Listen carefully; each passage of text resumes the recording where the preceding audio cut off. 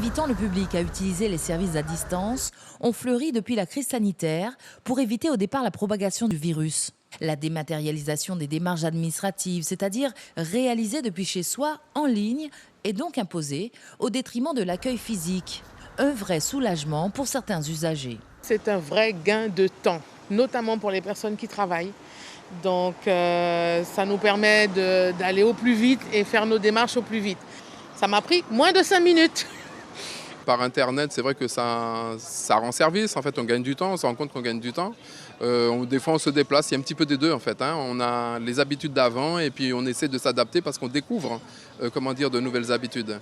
Il y a quand même un avantage qui est lié au fait qu'on ne doit pas se déplacer. Et je dirais que sur certaines plateformes, c'est quand même assez rapide au niveau de la réception des documents. Donc voilà. Mais ce n'est pas l'avantage de l'emploi par contre, puisqu'on suppose qu'il faut moins de gens, de salariés, pour faire ces tâches. Effectivement, cette digitalisation était dans les tuyaux bien avant la crise. Le gouvernement annonçait déjà en 2018 une dématérialisation de 100% des démarches administratives d'ici 2022.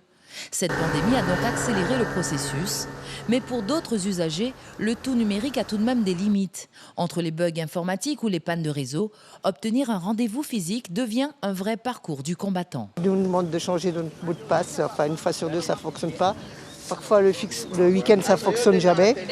Enfin, ça commence à venir, mais il était temps, on va dire. Ça nous rend bien service. Il y a eu des cas où j'ai dû avoir quelqu'un en face de moi et que ça a pris du temps pour avoir ce genre de rendez-vous. Tous les usagers ne sont pas égaux face au numérique. La dématérialisation des démarches comporte un risque d'exclusion pour de nombreux usagers, notamment pour les seniors. Il y a mes enfants qui font tout pour moi par leur Internet. Alors du coup, moi, je ne sais pas trop. Le numérique fait donc apparaître de nouvelles inégalités entre ceux qui maîtrisent cette technologie et ceux qui en sont exclus.